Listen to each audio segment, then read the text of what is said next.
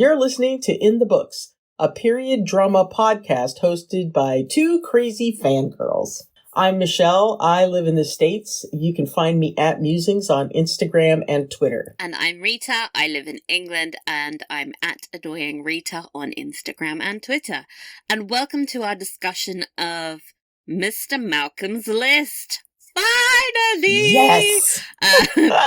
Now, it's a period drama set in Regency England, where a young woman helps her friend get revenge on a suitor who publicly rejected her for failing a requirement on his list of qualifications for a bride. That's the plot summary, but so much more happens.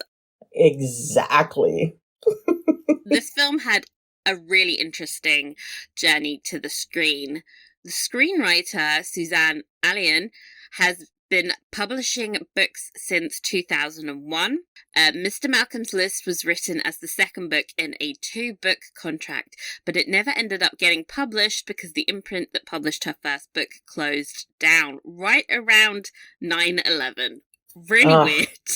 Wow. But everything points back to that moment. Wow. Well, she ended up self-publishing the book in 2009, and one of her reviewers said she would love to see it as a film.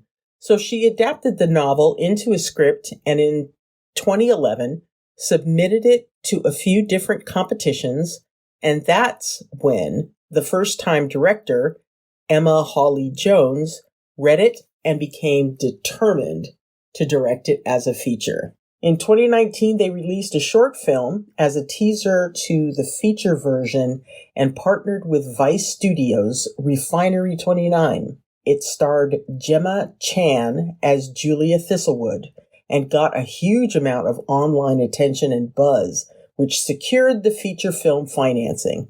And the novel finally got a major publishing contract and was released in 2020. Just in time for the pandemic.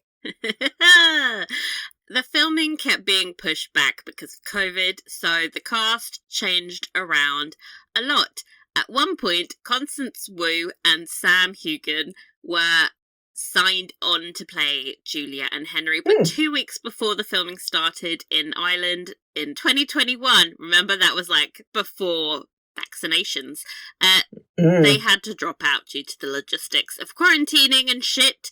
So the film had to recast these main roles in like 48 hours, and luckily they ended up with the truly delightful Zawe Ashton and Theo James. Oh my gosh.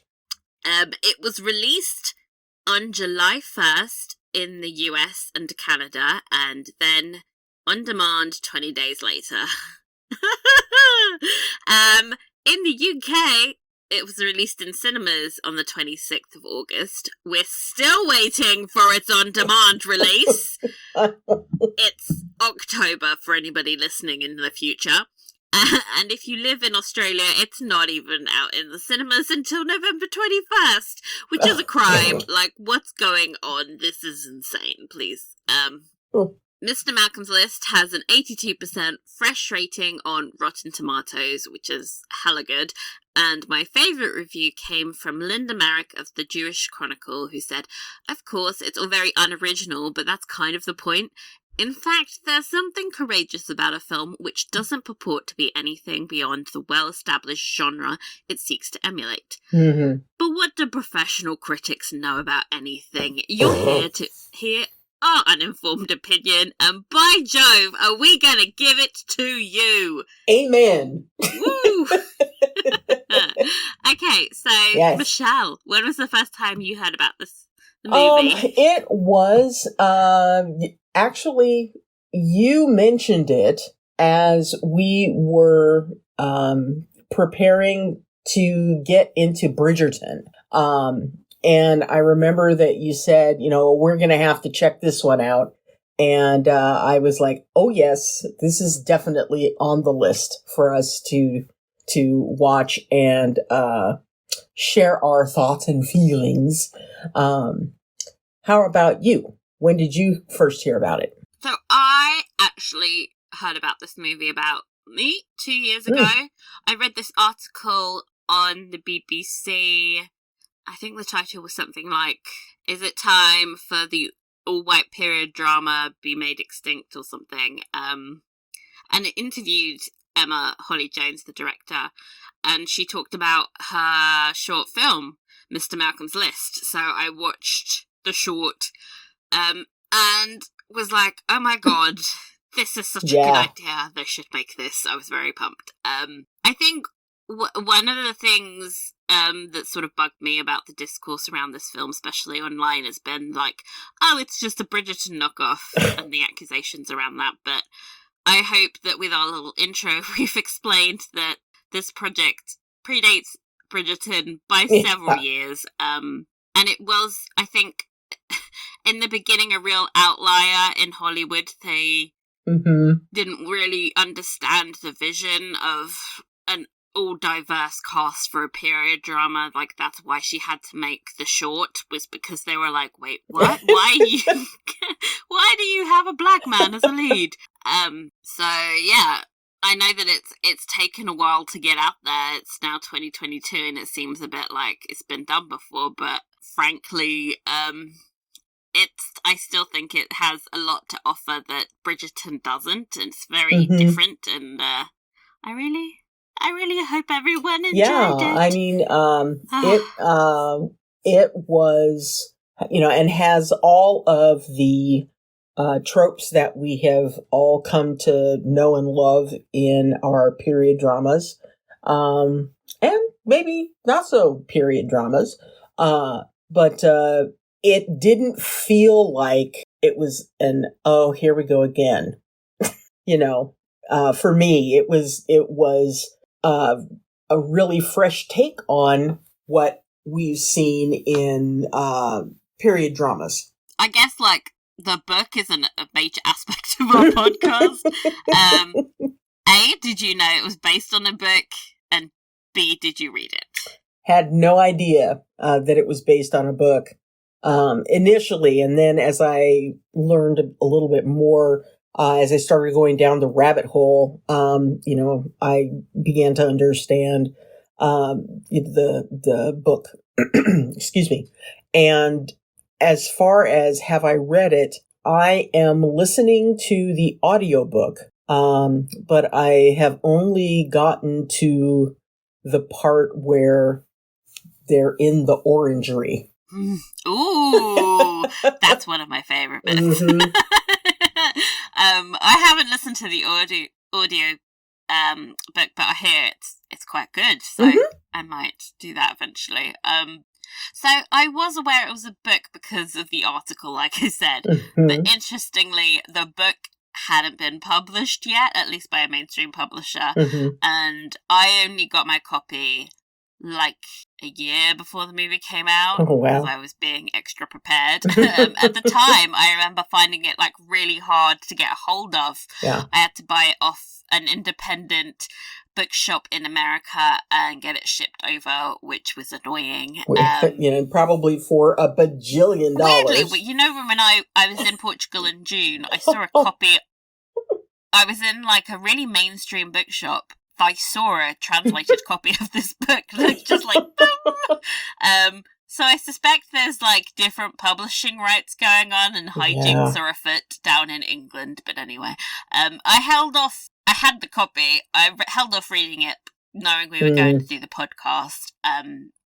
So I only read it about a week before I ended up watching the movie, and I really enjoy it. It's like a really pleasant, short, funny romance. It's like 200 pages long, guys, so you could definitely read it in one night if you want to. And I just find the dialogue very sharp and witty, and the characters are all really interesting takes on some romance archetypes. And overall, I had a really fun time reading it, so highly recommend to listeners if you get the chance. Yeah. If you can get your hands on a copy. I'm not bitter. I'm looking forward to finishing it. I mean, you're nearly at the end, actually. Seriously? Oh, man. A proposal is afoot. Anyway, what did you expect coming into the movie?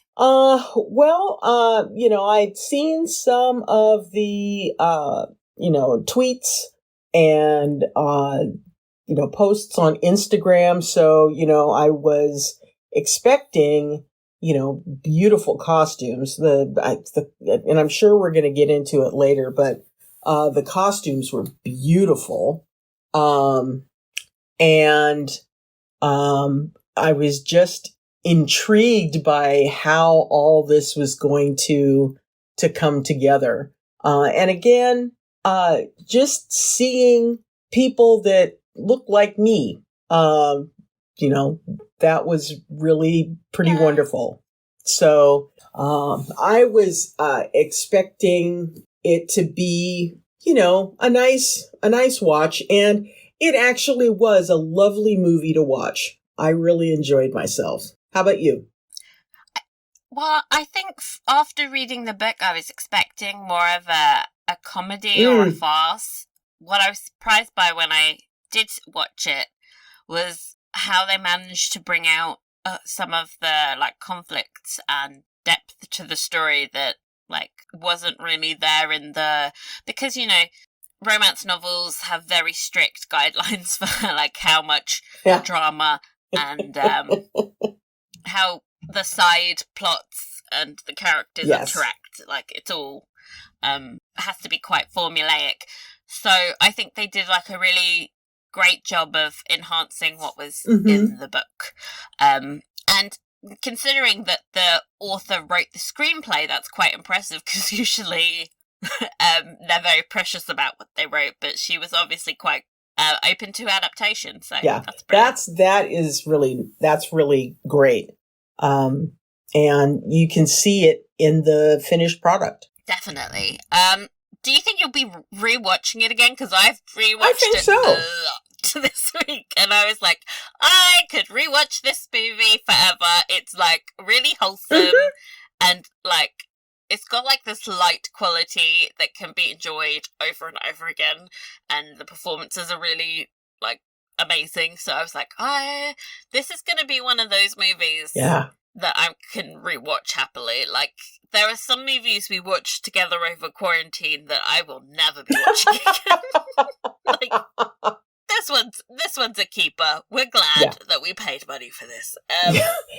This I can definitely find myself watching this. If I was looking for something to cheer me up, or just really wanted to take a break from the telenovela crazy K-drama stories that I'm in, and I just want to get back to something lovely and predictable and really well done.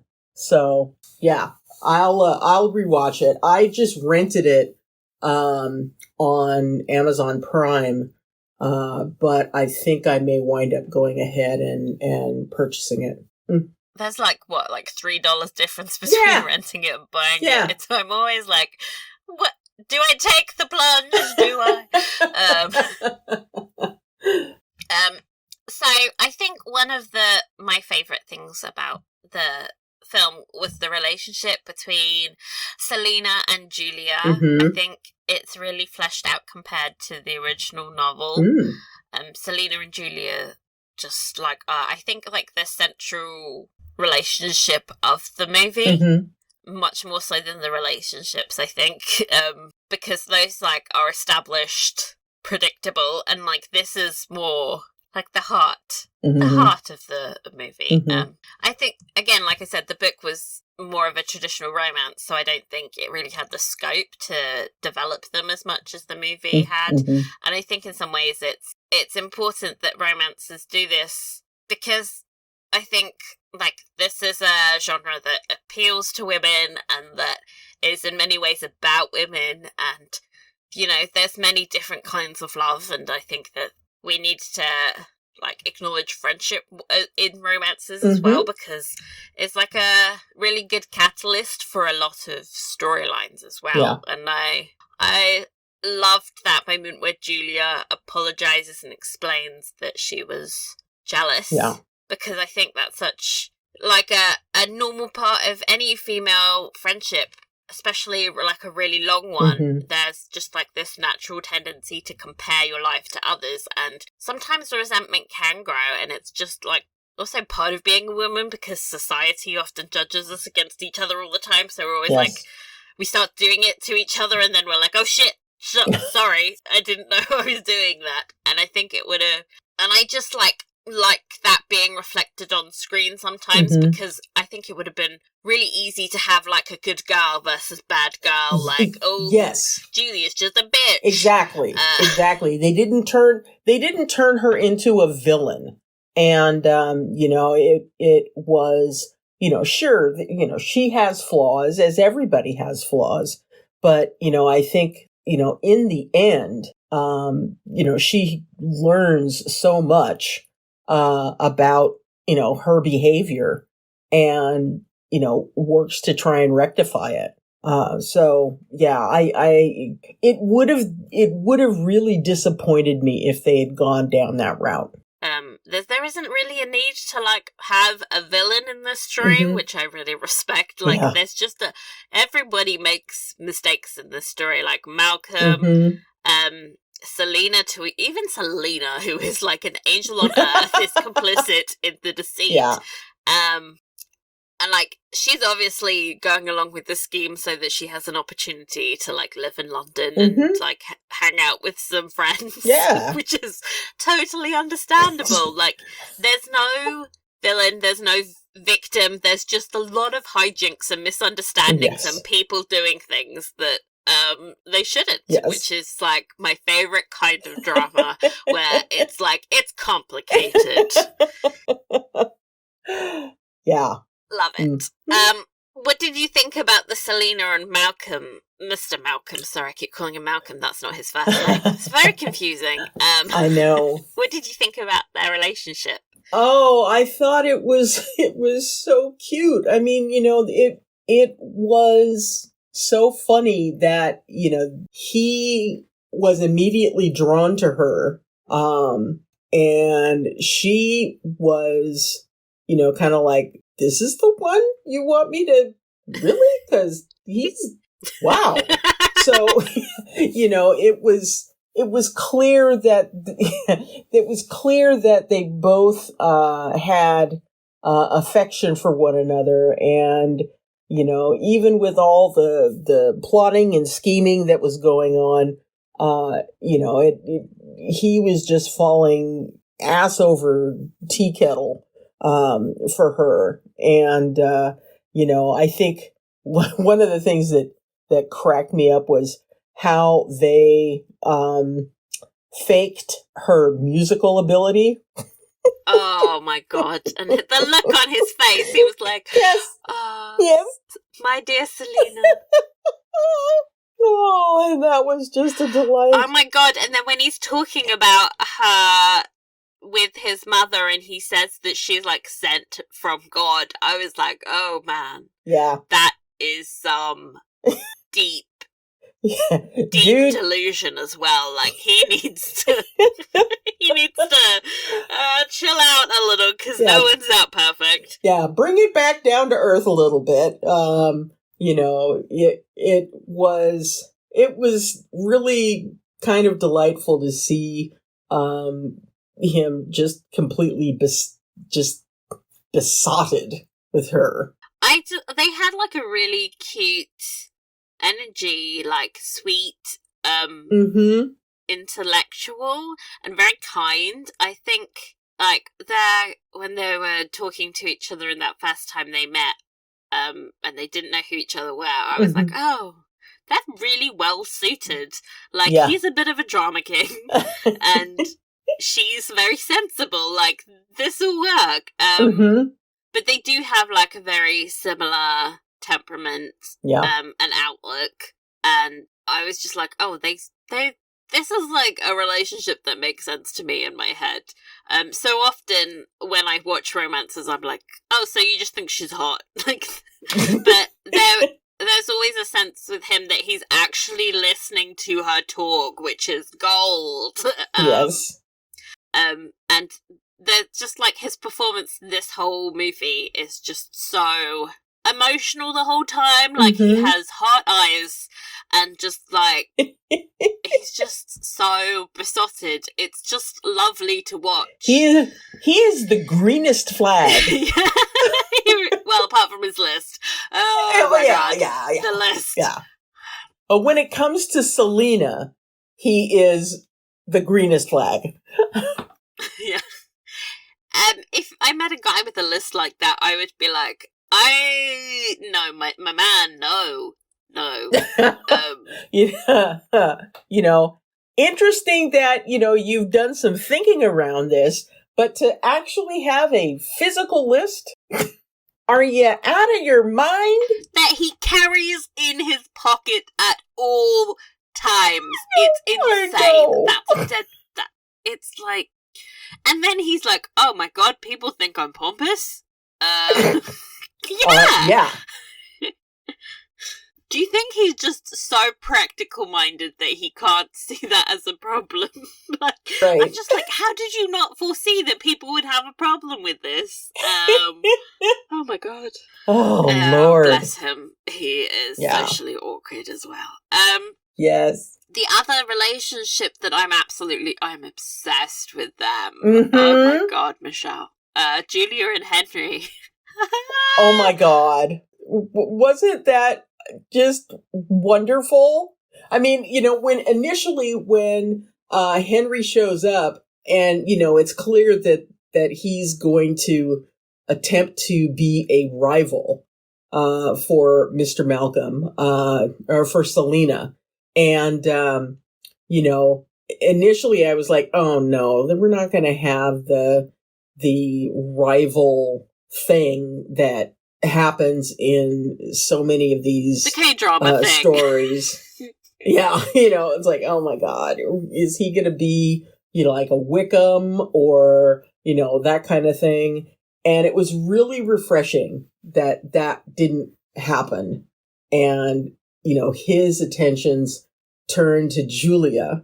And the way that the two of them came together was really just so sweet. Plus Theo James.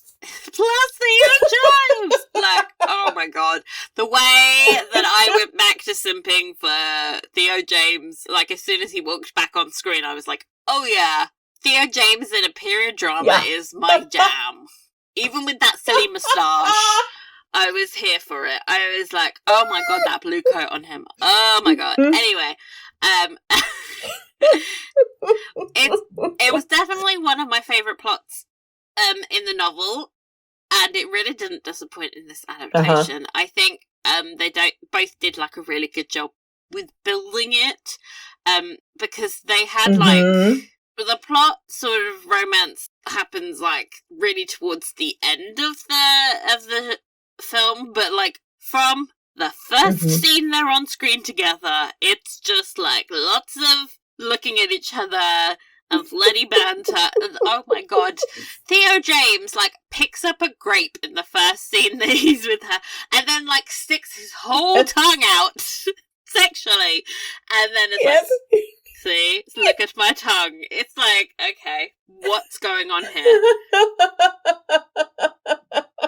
It's just like they had like sizzlingly good on-screen chemistry, and yeah, really, really hot. And I was thinking, like, it's really rare in a period drama to have like usually it's the rebellious kind of chaotic man being tamed by the mature woman, and like this really subverted that in a fun way. I was like, oh, this is why I like this. Actually, one of my favorite moments, and it's really subtle, is when, Selena's faking playing the piano and Malcolm's like heart eyes emoji. If you look over to Julia and Henry, they both yawn at the exact same time. They're both like, this is shit. I was like, soulmates! Oh gosh. It was really delightful to see the two of them pair up. And then when he proposes and he lifts her up and she like squeals, and she must be like a good foot taller than him. It's just, I love that. Oh, gosh. Swoon. My other, heart eyes emojis performance was Lord Cassie. Possibly my favorite character, question mark. Yeah. What a wonderful character. Yeah. He must have had such a blast doing that part. This is really far from what I expect from him, because so far I've only ever seen him in really dramatic roles. And it was fabulous to realise that he has such perfect comedic timing. I would love him to do more rom-coms, and I mean his chemistry with Zoe as Julia was sensational. I mean, oh yes, they were riffing a lot on set, and they were coming up with a lot of bits to do in the background. I wouldn't be surprised if his mispronouncing Socrates and Plato were him coming up. I mean, yeah. How did he pronounce? Was it Socrates? Socrates, yeah. What? I remember 10 out of 10. I thought that was gold. I did the kind of puppy head tilt when he said that. I was like, what? Dude. I wonder if the whole the whole running bit about him being scared of horses was also one of those things, because it's just so random. It's he's at an actual fucking horse auction, a stables, all these places with horses, and he's like, no, keep them away. That's so funny.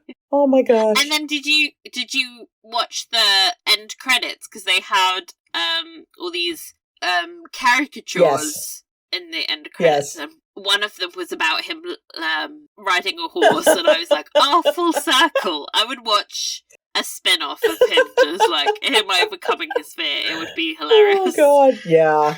I loved what they did with the end credits. That was such a nice treat to end the film with. But Lord Cassie, 10 out of 10. Another thing about this movie that I really enjoy is just all the little side characters.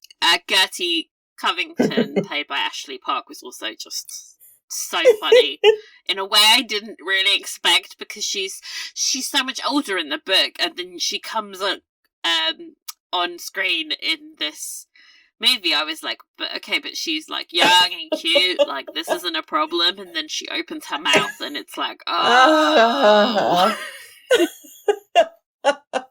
Yeah, it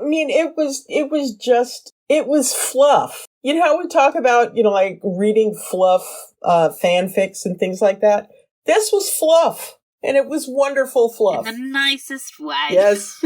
What were your favourite characters and performances? I really thought that, and the name of the actress who played Selena just flew out of my head. Oh, Frida Pinto. Okay. I was going to say that, and I was like, no, I think that's a painter. Are you thinking of Frida Kahlo? It is okay, right first name, last name's a little different. I thought she did a great job. And it's it's not really the most glamorous of roles. She's the good girl. But she made her really quite likable, and just her face whenever she's around Julia and Cassie is just amazing. Yeah. Especially when they were teaching her how to dance. She was just what the fuck? But yeah, probably Selena and Lord Cassie. I liked Mr. Malcom as well. I thought he was pretty swoony. Chope is a complete revelation to me, because I was kind of blown away by his emotional range. He really has these amazing eyes. Oh my god, his eyes. And when he's proposing at the end and tearing up, I was just oh my god, this man is amazing. Why doesn't he have more leading roles? Oh. I think he's a bit of an untapped talent, but I mean, okay, we know why he's not getting more leading roles. Yeah. Sorry. Yeah. Yeah, we know. But I'm annoyed about it, because I read an interview where he said he didn't even know that he could do this because he hadn't really watched period dramas because obviously he's not really represented in them. Yeah. And he didn't really believe that he was capable of it until they asked him to do it. And there was like, I don't know, that's also another aspect that I think is important that we've got to consider, is that these actors are also struggling to see themselves in these parts. And that's depressing because you should be able to play absolutely anyone. Absolutely. If you're an actor.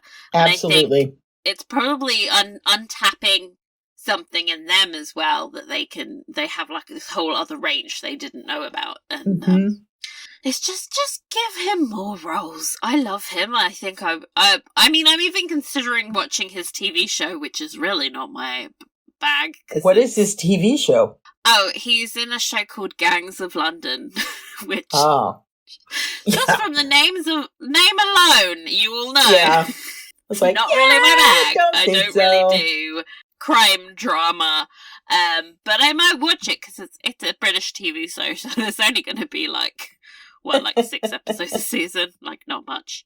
But here's the thing.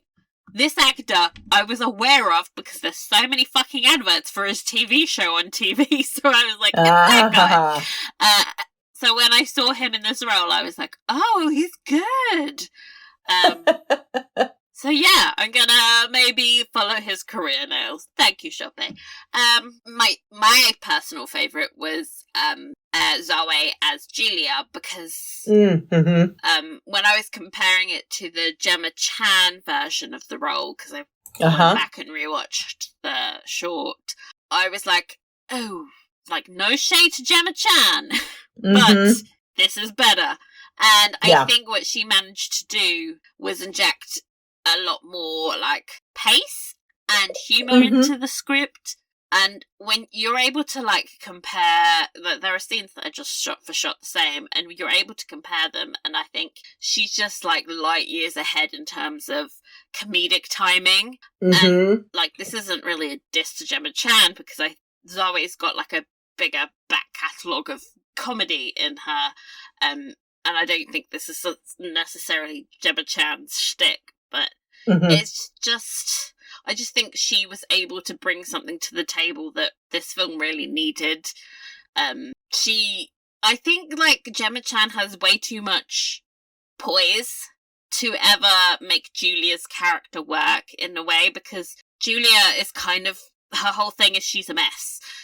She's just like flailing around, trying to make something work. Like, oh, we're going to get revenge. I don't really know how yet. And then with Gemma Chan's performance, I was like, I think she would have come across as too cold, and it wouldn't have been as likable. So I loved her, and I would die for her. And I think maybe Julia is my favourite character. She's your spirit animal. We love a mess. Yeah. Does the wrong thing, but you forgive her. Yeah. I thought that she was great. And when you mentioned the side-by-sides, the one that comes to mind is the scene where they're at the opera. Oh, yeah. And, you know, if you watch the two side by side, you know, you can see precisely what it is that you're talking about with regards to timing and everything. She was great. She had 48 hours to decide if she was going to be in this movie, because she was... Yeah, that's crazy. She was like reading the script, and then she had to fly out from Atlanta, and then she had to be in quarantine for 10 days. So it's like, how are you this good? Oh my gosh. How dare you? Favorite scenes? Oh God. Do you have all day? I noticed rewatching that, by the way, they used Mr. Malcolm's mother as the narrator at the start of the film. And I was like, oh, that is smart. Oh. That is some smart use of that lady. She has a very distinct voice. I recognized it instantly. It's like, I love that actress, whoever she is. Love you. She has like this very distinct voice that's like half posh, half regional northern accent, so it's like there is like this quality to his mother that's like more down to earth than him that I loved. But anyway, we're talking about favourite scenes. I really liked that scene where Julia's describing how to not get wrinkles. And she's like, I like to meditate on the ocean. And then she just zones out completely. Oh, God. She's just priceless. The scene in the orangery, just for the lighting, just for the moonlight cascading, like that is a romantic cliche. Theo James walking in with that blue coat on. Yes. Just for the way Theo James just eats up. Like, Theo James owns this genre, by the way. Yeah. Like, he just walks in with his silly moustache and crazy hair and is like, I'm going to eat this grape seductively, and that's what I'm going to do. Love him. I love when Julia gives Selena her bonnet, because, you know, I appreciate a bonnet. Yes. And that was like a really emotional bonnet. That time that Julia screamed, Mommy, no! That was fantastic. I love any scene with Malcolm's mother in general. Yes. Henry trying to teach Julia how to shoot, and Julia just being like, I got this. The dancing. The whole sequence at the masquerade ball was just like... Yeah. Just absolute period drama nerds wet dream. Like, it was just everything you want. Beautiful dancing, the costumes, the lighting, the drama of them all realizing the scheme was happening. Like, it was just chef's kiss perfect. Yes. What were some of yours? Well, you've named most of them. I can name the whole movie. Like, I've seen it so many times. I loved, the scene. I actually loved the scene in the Rose Garden. It was emotional. So good.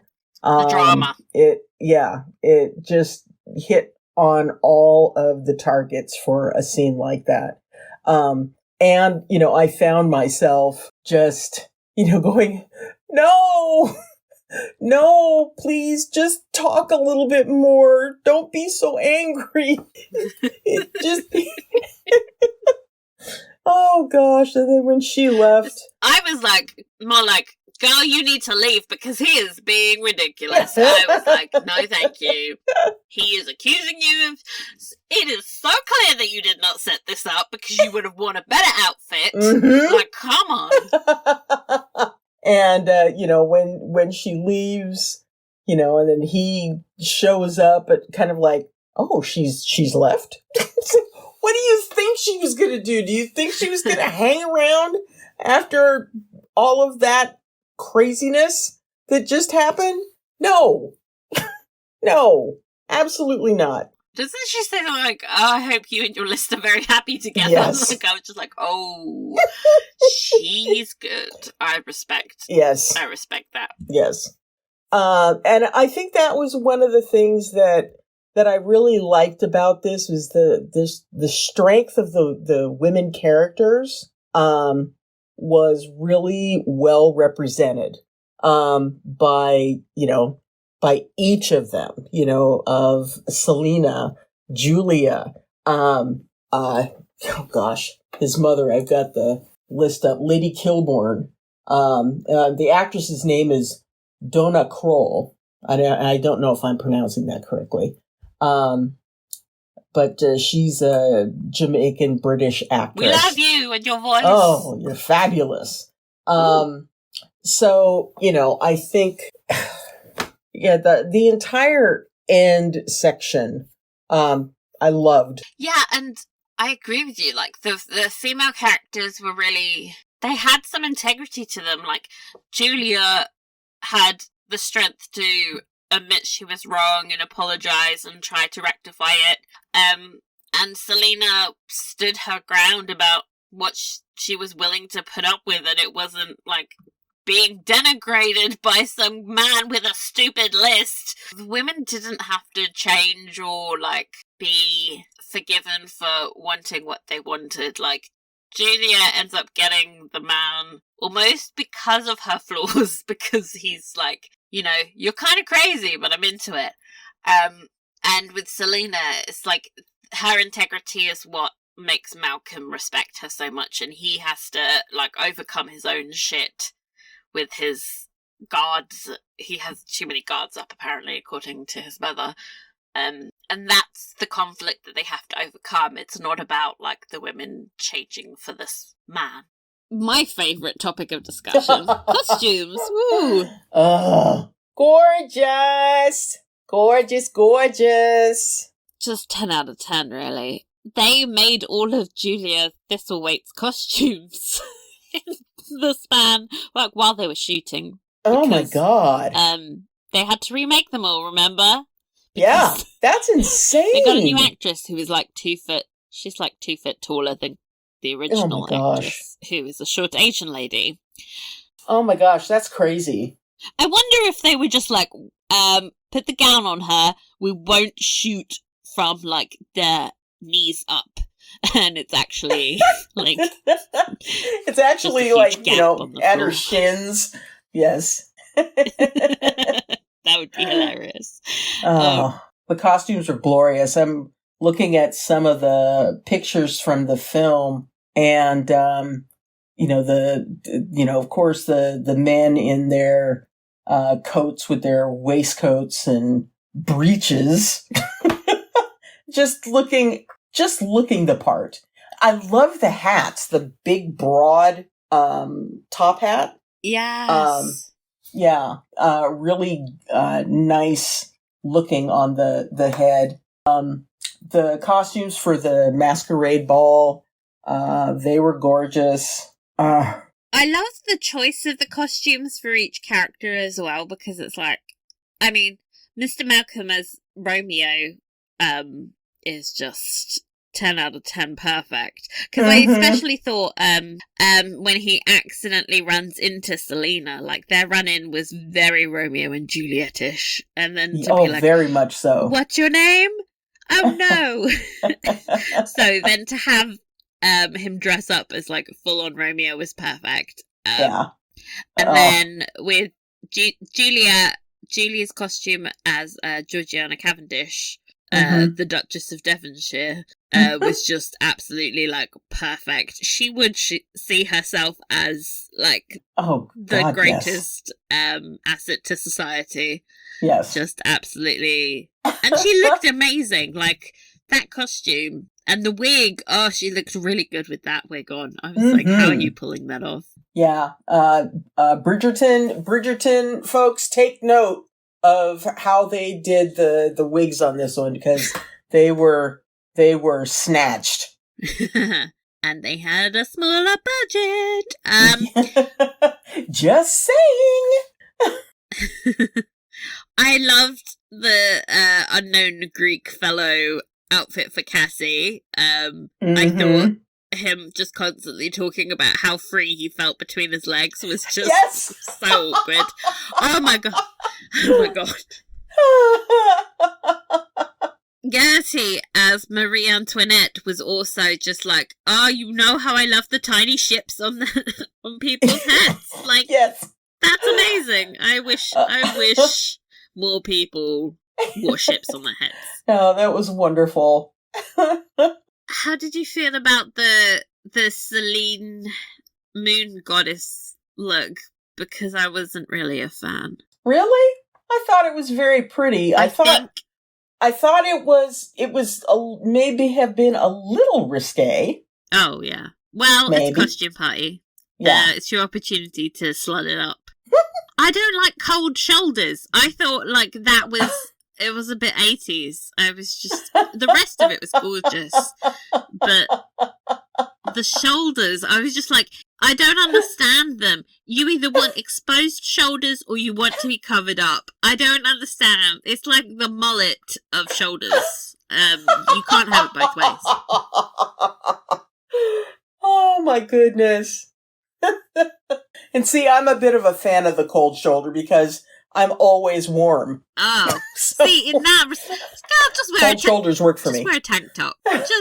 just tank it up. I love all the costumes. Like, there were loads of really beautiful, deep, rich velvets and muslins, and she even had, like, this leather jacket at one point, and the like, hat combo, that was great.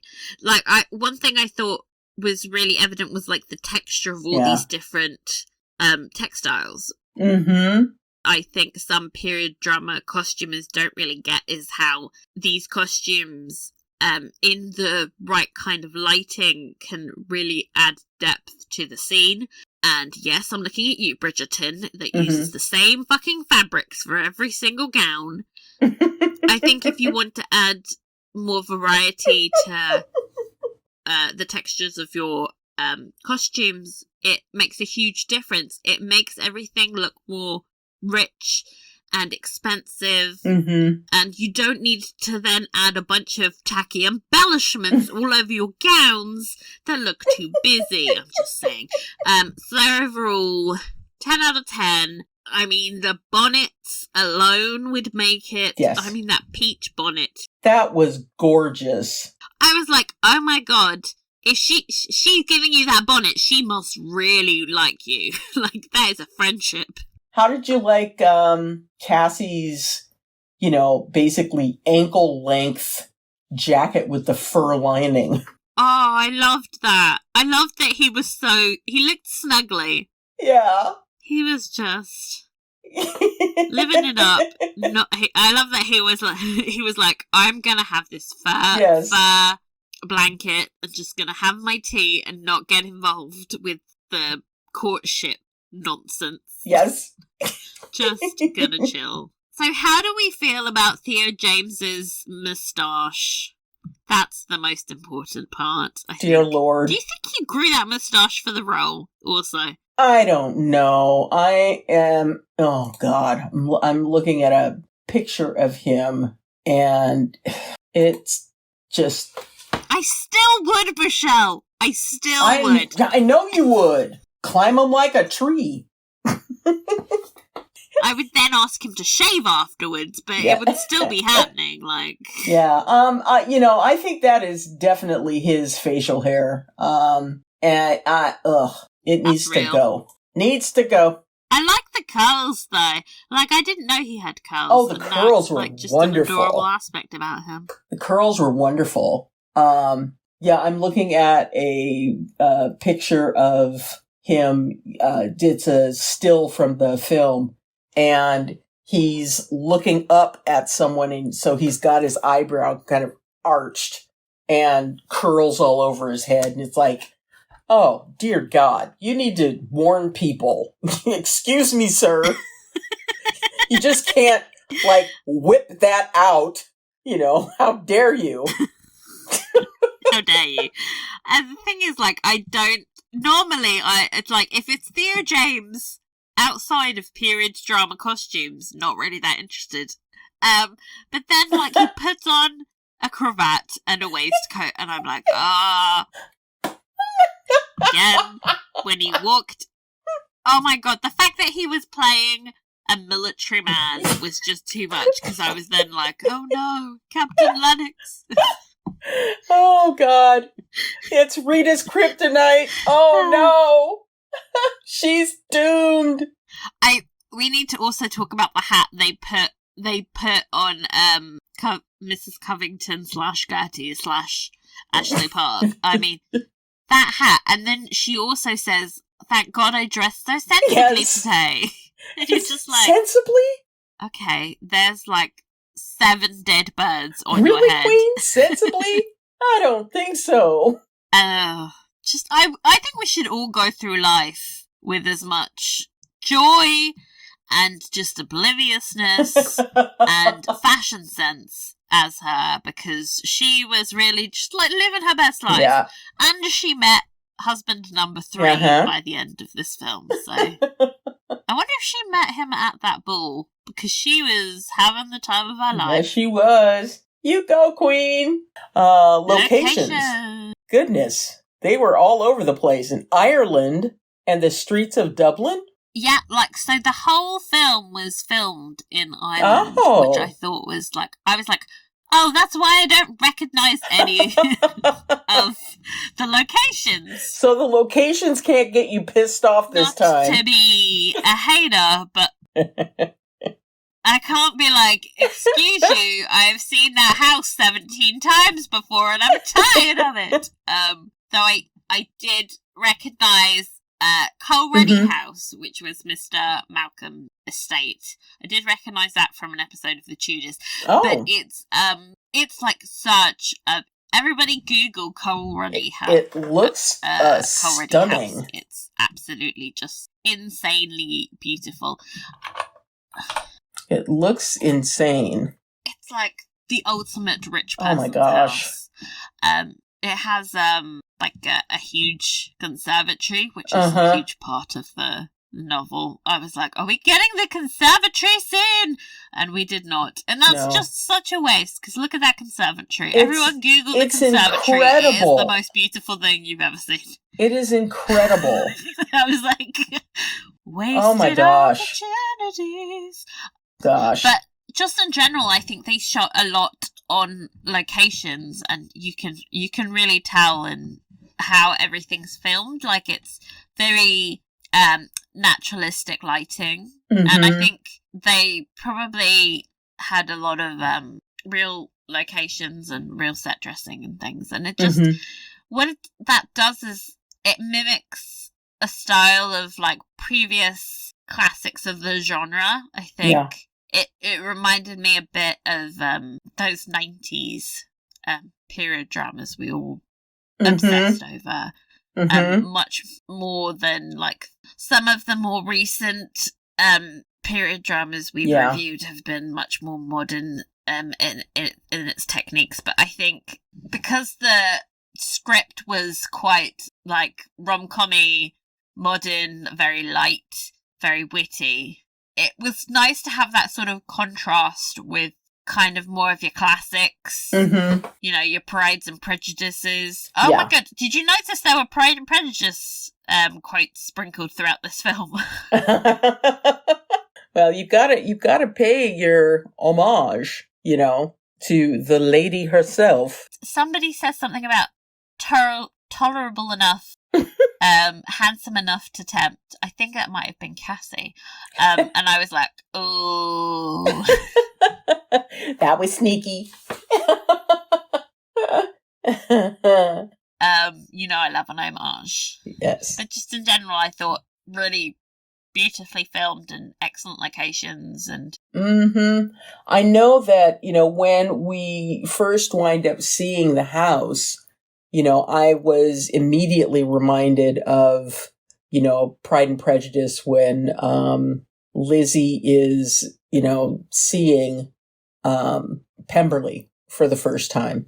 And, you know, the mansion that they used for Pemberley is just so exquisite. Had that same kind of feel. I also like that they made Mr. Malcolm rich, but not like ridiculously, I live in an estate owned by a Duke big. This is always bugging me about Pride and Prejudice. I'm like, why is he in a mansion that is like the most expensive house in England? Like, he's not that rich. Come on. Yeah, $20,000 a year, you know. He's a millionaire. He's not a billionaire. Like, calm down. Anything you didn't like? I mean, this is my bugbear for all period dramas, really. They're all guilty of this, and it's casting people who are not 22 to try and... I mean, Zoe and Frida are almost 40. And I love them. And, you know, they're very beautiful people, but...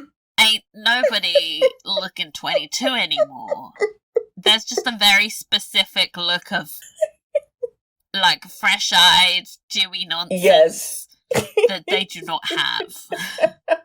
It's going to be a real challenge. It wasn't something that I immediately noticed. You know, I bought it. I bought it because I was kind of swept up in the moment. but if I had to kind of sit back and think about it, I would be like... I think also it's just because I have so much... I've been watching these two actresses and things for so long that I'm like, I know you're not 22. Like, where were we 10 years ago?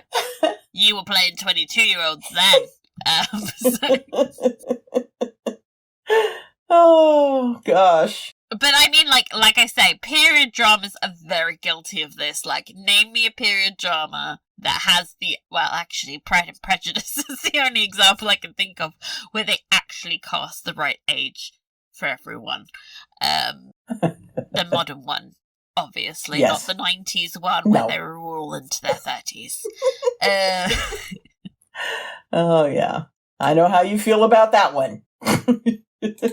How many bonnets out of 5? Oh, 5. Yeah, I thought it was wonderful. And an extra bonnet for the peach one. Yes. Yeah, I agree. And I've watched it a lot of times, and I've yet to find that many flaws. It holds up. This was a wonderful one, and I would totally recommend anyone listening out there to put this on your list for movies to watch, because it's delightful. I mean, unless you're in Australia, because strap on in, it's going to be a while until you can get it on demand. I mean, I can't believe that it's not out in the UK for streaming, purchase. I was annoyed about it before, and then I realised, how low budget this is an independent movie. So it's maybe they're having issues getting distributors here. I don't know. It's just, it is really it's frustrating as a podcaster, but as somebody who enjoys period movies, I'm like, oh, I get it. I'll support it. Just support your independent period dramas, people, and put up with the fuckery, because we need them to get made, and whatever, I will put up with whatever. Oh, gosh. Okay, shall we dive into our inbox? Mm-hmm. Okay, here's our first letter. Loved it. Loved the movie. Bought it. Run it on a loop. Sounds familiar. Love the book and love the audiobook too. It is really fun. I've thought about how the film ventured from the book, and I have to say, in the book, the hilarity of them ending up wet and compromised was something I would have loved to have seen in the film. Okay, you may have to talk me through that one. There's a fountain. There might be some falling into some fountains. I'm just saying. Oh, delightful. Let's see. I like how it took a turn and how he was actively trying to convince Selena to marry him after they were compromised into their engagement, and he was head over heels in love with her. I liked her having the power position. Can't wait to hear your podcast. XO, Aaron. Thanks, Aaron. Thanks, Aaron. I think, the book and the movie sort of very similar until the last sort of act, where it deviates slightly. I'm having real trouble remembering all the different plot points of how the book ended, but I think there's 2 separate scenes where she gets dunked in water, and pretty much everyone ropes in and has a little scheme trying to get these 2 crazy kids together. And I mean, it would have been fun to see that on screen, but I also think I really like the change that they made, because oh my god, the sweeping romance of him chasing her on horseback is just the drama. I love it. Yes, drama. Hi ladies. I was excited to see this movie when it came out, and frankly, it was a disappointment. There was nothing new or exciting or even interesting about the story or the cast. If this had come out prior to the juggernaut that is Bridgerton, it would have been much more exciting with the diverse actors, but right now it felt like a bit of a coattail riding. I've not read the book upon which this is based, and after seeing the movie have no desire to read it. I think also that Frida Pinto and Zoe Ashton would have been better cast as the mamas, as they are clearly too old in both appearance and reality to be attempting to play the 18 to 22-year-old Regency debutante characters. Thanks for doing what you do. And this is from Gwen from Kansas City. Thanks, Gwen. I'm sad you didn't like it, but fair enough. Fair enough. You know, some are hits and some are misses. But we really appreciate you writing in. Dear Michele and Rita, I so look forward to listening to you two podcast queens making me laugh too loud in awkward places. You always give me a fresh perspective on all things costume drama. You're a true delight. Like everyone else, I saw the Refinery 21 short film on YouTube for Mr. Malcolm's List. I then sent the link to my sister. Then I compulsively rewatched the short an embarrassing amount of times. I would Google the title to see when the full-length film was finally going to be under production and gave my sister the novel for Christmas.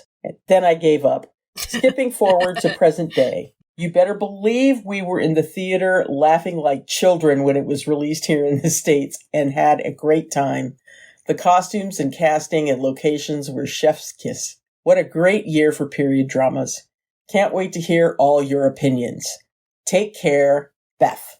Thanks, Beth. Oh, thanks, Beth. I mean, that sounds fun. I wish I'd seen it in the cinemas now, but then I was also like, I can't be taking notes in the cinemas.